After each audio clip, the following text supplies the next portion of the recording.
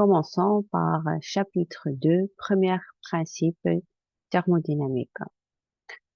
Alors, pour ce premier principe consiste à l'énergie, on va voir l'énergie totale, l'énergie interne d'un système thermodynamique.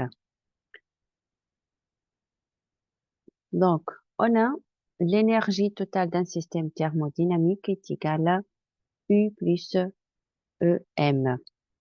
Or, U, c'est l'énergie interne, somme des énergies cinétiques d'agitation thermique des particules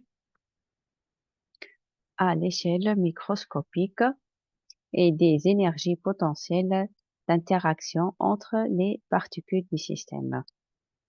Pour EM, c'est l'énergie mécanique. EC avec la somme des énergies EP, somme d'énergie cinétique du système à l'échelle macroscopique. Et les énergies potentielles liées aux forces extérieures, EP, qui est l'énergie potentielle du pesanteur notamment. Donc, pour EC, c'est l'énergie cinétique qui est égale à 1 demi m Vg au carré, avec m la masse du système, Vg la vitesse du centre d'inertie. Donc, on a EPP, l'énergie potentielle est égale à mgzg plus constante, qui est l'énergie potentielle du pesanteur avec Zg, l'altitude du centre d'inertie. Quelques propriétés. U est une fonction d'état, donc sa variation ne dépend pas du chemin suivi. U est extensive, proportionnelle à la quantité de matière ou à la masse, et additive si on réunit deux systèmes. Leur énergie interne s'additionne.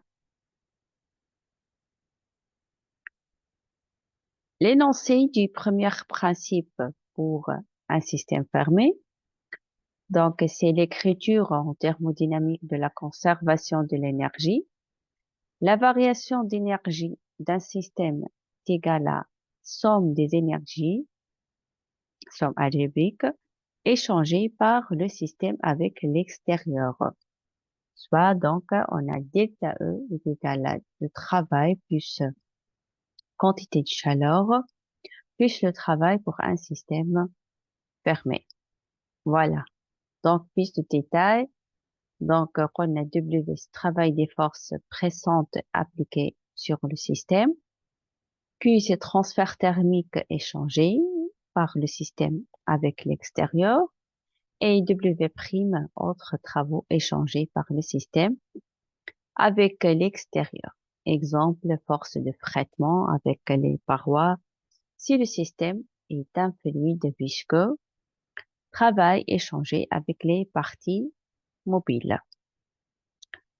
Donc, pour un système ouvert, donc il existe une formulation spécifique, ce qu'on va voir au deuxième année préparatoire, Inch'Allah.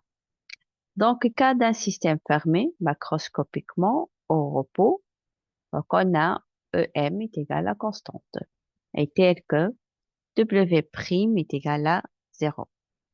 Donc, on a delta U est égal à W plus Q. Or, le W et les Q sont des termes d'échange et non des fonctions d'état. Leur valeur dépend a priori du chemin suivi et non du sens qu'au cours d'une transformation. Donc, on a leur valeur dépend du chemin suivi et non du sens au cours d'une transformation. Donc, je pour fonction enthalpie. Donc, fonction enthalpie est exprimée par l'expression suivante, qui est H est égal à U plus PV. Donc, H est une fonction d'état. Sa variation ne dépend donc pas du chemin suivi. Additive, si on réunit deux systèmes, leur enthalpie s'additionne. Voilà, donc H est une fonction d'état. Sa variation ne dépend donc pas du chemin suivi, donc additif si on réunit deux systèmes. leur enthalpie donc s'additionne.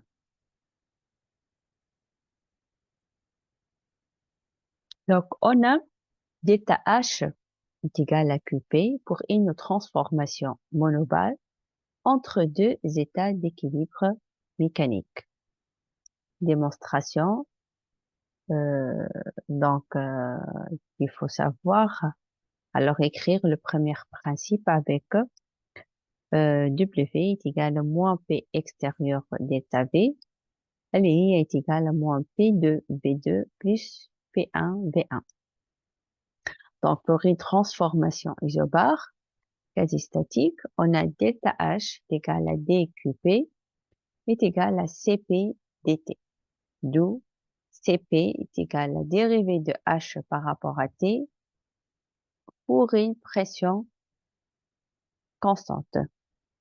Cas d'une phase condensée, liquide ou bien solide, donc on a H est égal à HT et U est égal à UT, il y a UT, et avec CV est à peu près égal à CP. Donc, d'où ça donne delta U PC est égal à delta HPC est égal à C delta T pour une phase condensée de capacité thermique C indépendante de T.